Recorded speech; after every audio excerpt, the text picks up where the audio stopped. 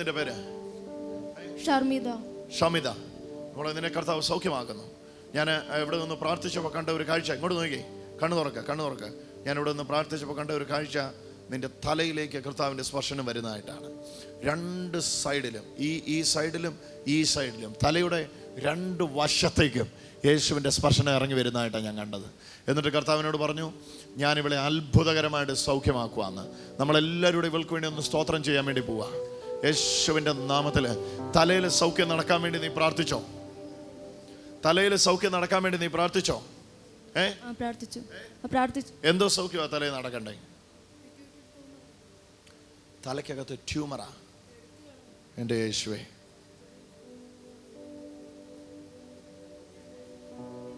എവിടെയാ ട്രീറ്റ്മെന്റ്? മംഗലാപുരത്തായിരുന്നു. മോളാണോ ഇത്? ഓ, ഞാൻ അവിടെ നിന്നപ്പം വ്യക്തമായിട്ട് കണ്ടു അവളുടെ തലയിൽ യേശുവിൻ്റെ സ്പർശനം നടക്കുന്നു.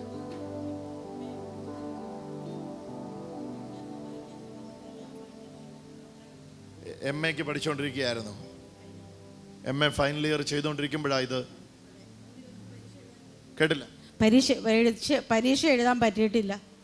ഇത് കാരണം പെറ്റ്യൂട്ടറി ട്യൂമറാ.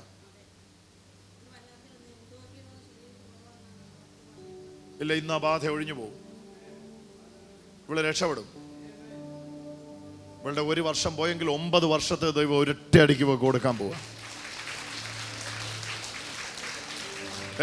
ഭയങ്കര ക്ഷീണമാ, ഒന്നും ചെയ്യാൻ പറ്റുന്നില്ല. തലയ്ക്ക് എന്തോ ഒരു അസ്വസ്ഥതയാണെന്നാണ് പറയുന്നത്. യേശുവേ, ഇന്ന് കർത്താവിൻ്റെ ഓപ്പറേഷൻ ഈ തലയ്ക്കകത്ത് നടക്കാൻ പോവാ. വിശ്വസിക്കുന്നുണ്ടോ? ഞാനിപ്പോൾ പ്രാർത്ഥിക്കുന്ന സമയത്ത് ഈ മകളെ ഈ രോഗം കൊണ്ട് ദണ്ഡിപ്പിച്ചത് കർത്താവല്ല. കർത്താവ് അത് ചെയ്യുവോ? ഇല്ല. ദൈവം ദോഷങ്ങളാൽ പരീക്ഷിക്കുക ദൈവമല്ല. കർത്താവല്ല, പിന്നെ ആരാ? നെഗറ്റീവ് പവറാ അതല്ലേ? പോസിറ്റീവ് പവർ അല്ല, നെഗറ്റീവ് പവറാ. അപ്പോൾ ആ നെഗറ്റീവ് പവറിൻ്റെ മേലെ യേശുവിന് അധികാരമുണ്ട്. യേശു അധികാരം എടുത്തിരിക്കുന്നു. കാൽവരി കുരിശിൽ യേശു മരിച്ചു ഉയർത്തെഴുന്നേറ്റപ്പം ഈ നെഗറ്റീവ് പവറിൻ്റെ മേൽ പൂർണ്ണ അധികാരം യേശു ഏറ്റെടുത്തിരിക്കുന്നു. ഒന്ന് പറഞ്ഞേ, പൂർണ്ണ അധികാരം യേശു ഏറ്റെടുത്തു. അപ്പോൾ അതുകൊണ്ട് തന്നെ യേശുവിൻ്റെ നാമം വിളിക്കുമ്പം ആ നെഗറ്റീവ് പവറിന് വ്യക്തികളുടെ മേൽ ഇരിക്കാൻ പറ്റത്തില്ല. ആ നെഗറ്റീവ് പവറിനെ നമ്മൾ പിശാചെന്നോ പിശാചിൻ്റെ തന്ത്രമെന്നോ എന്ത് വിളിച്ചാലും ഞാനതിനെ നെഗറ്റീവ് പവറെന്ന് വിശേഷിപ്പിക്കുക. അതിന് യേശുവിൻ്റെ നാമം നിൽക്കുമ്പം, വിളിച്ചു പറയുമ്പം, വെളിച്ചം വരുമ്പോൾ ഇരുട്ടിനിരിക്കാൻ പറ്റത്തില്ലല്ലോ. വെളിച്ചം വരുമ്പോൾ ഇരുട്ട് ഓടി മാറുന്ന കണ്ടിട്ടില്ലേ? ഇതുപോലെ തന്നെ ഇപ്പം അവളുടെ പേരെന്നാ? ഷർമിത. ഞാൻ അവൾക്ക് വേണ്ടി സ്തോത്രം ചെയ്യാൻ പോവുക യേശുവിൻ്റെ നാമത്തിൽ.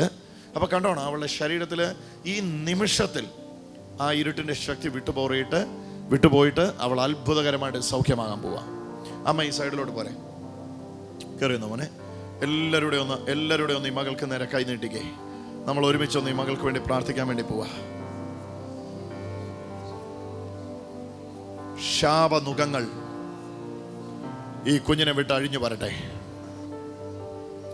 ഷർമിത യേശുവിൻ്റെ മകളാണ്. ഒരു ഇരുട്ടിൻ്റെ ശക്തികൾക്കും അഴിയാൻ തുടങ്ങി കഴിഞ്ഞു.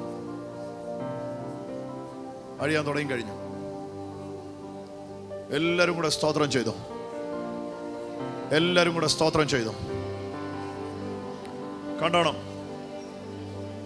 കണ്ടോണം ഇന്ന് വരെ ഇവളെ മുടിച്ച സകല രോഗശക്തികളും യേശുവിൻ്റെ ശക്തിക്ക് മുമ്പ് കീഴടങ്ങിയിട്ട് ഇവളെ വിട്ടുപോവായപ്പം അഴിയട്ടെ.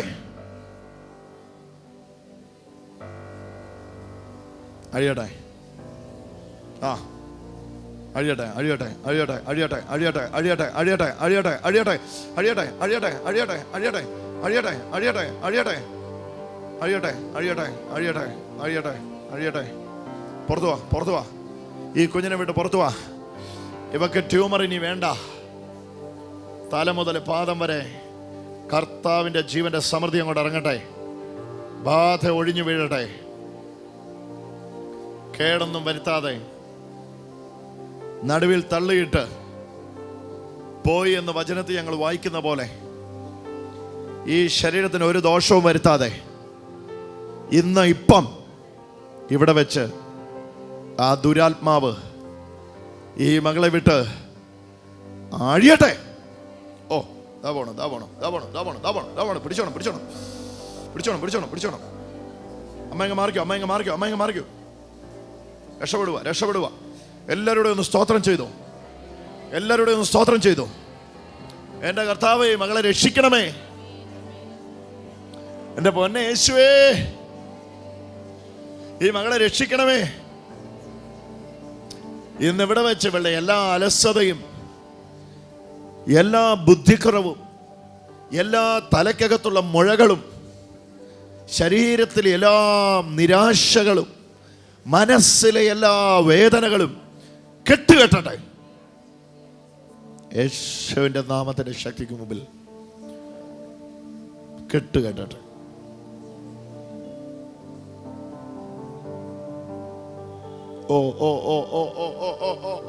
It's leaving. കാണുക. അത് പോയി. കരമടിച്ചൊന്ന് യേശുവിന്റെ ആരാധന. ഹല്ലേലൂയ. കൃപയുടെ വ്യാപരിച്ചുകൊണ്ടിരിക്കുക. എഴുന്നേപ്പിച്ചോ. Come back to the new life. മോളെ, പുതിയ ജീവിതത്തിലേക്കാണ് നിന്നെ കർത്താവ് നടത്തിയിരിക്കുന്നത്. ഹല്ലേലൂയ.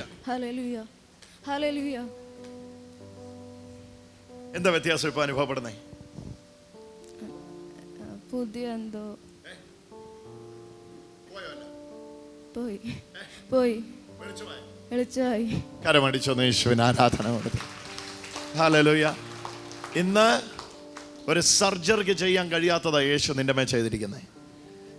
കേട്ടോ, അമ്മയും വന്നേ. യേശുവിനോട് പറയുന്നത് ഇവൾക്ക് ഇതൊരു പുതിയ ജീവിതമാണെന്നാ പറയുന്നത്. ഇന്ന് ഇവൾക്ക് ലഭിച്ചിരിക്കുന്നത് ഒരു ന്യൂ ലൈഫാന്നാ പറഞ്ഞത്.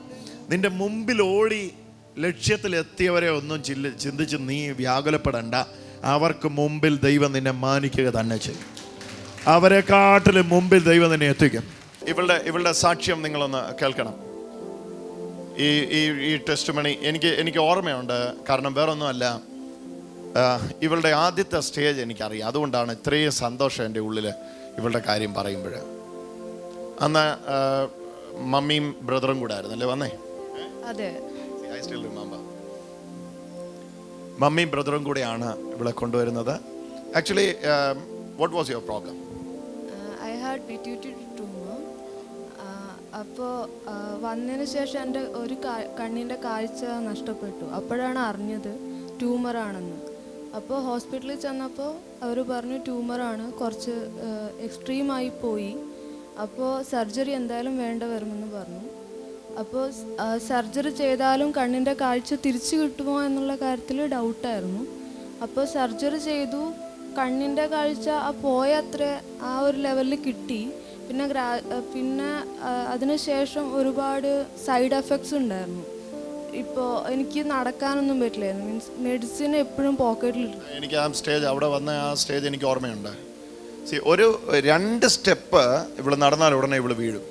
ആ സ്ഥിതിയിലാണ് പേരൻസ് അവിടെ പ്രേയറിനായിട്ട് കൊണ്ടുവരുന്നത്. നമ്മളുടെ ആ വീഡിയോ അന്നത്തേത് അത് നോക്കിയാൽ അറിയാം. അതുപോലെ ആയിരുന്നു സ്ഥിതി. അതെ. അപ്പോൾ ഡോക്ടർ തന്നെ പറഞ്ഞു ഡിപ്രഷനിലേക്ക് പോകാൻ സാധ്യതയുണ്ട്, അത് ഇതിൻ്റെ സൈഡ് എഫക്ട്സ് ആണ്. അപ്പോൾ അതിന് വേണ്ടിയിട്ട് കോളേജിൽ എന്തായാലും പോയിക്കോ, ഈ ഹെൽത്ത് ഇഷ്യൂസ് നോക്കണ്ട, പോയിക്കോ. അപ്പോൾ എല്ലാവരുമായിട്ട് ഇടപെടുമ്പോൾ ആ ഒരു സാധ്യത കുറഞ്ഞു കിട്ടുമെന്ന് പറഞ്ഞു. പക്ഷെ അവിടെ ചെന്നാൽ, ഞാൻ ഗുൽബർഗയിലാണ് പഠിക്കുന്നത്, അപ്പോൾ അവിടെ ചെന്നാൽ എനിക്ക് കണ്ണിൻ്റെ കാഴ്ച വളരെ കുറവാണ്. അപ്പോൾ എനിക്ക് വായിക്കാൻ പറ്റില്ലായിരുന്നു. അപ്പോൾ എക്സാമൊക്കെ എഴുതുന്നതെന്ന് പറഞ്ഞാൽ ആരെങ്കിലും പറയുന്നത് കേട്ടിട്ട് എഴുതുകയുണ്ടായിരുന്നുള്ളൂ. എന്നാലും കുഴപ്പമില്ലാത്ത മാർക്ക് ഉണ്ടായിരുന്നുള്ളൂ. എനിക്ക് പഠിക്കാൻ ഭയങ്കര ആഗ്രഹമായിരുന്നു. അപ്പോൾ എല്ലാവരും PhDക്കൊക്കെ പോകുന്നു, എനിക്ക് പഠിക്കാൻ പറ്റുന്നില്ല, ആ ഒരു വിഷമം ഉണ്ടായിരുന്നു. അപ്പോൾ അങ്ങനെ ഒരു ഡിപ്രഷൻ്റെ സ്റ്റേജിലേക്ക് വന്നപ്പോഴാണ് പ്രെയറിന് വന്നത്. എന്നിട്ട് പിന്നെ പ്രെയർ കഴിഞ്ഞു, യേശു എന്നെ സൗഖ്യമാക്കി. ഇപ്പം എനിക്കൊരു കുഴപ്പമില്ല.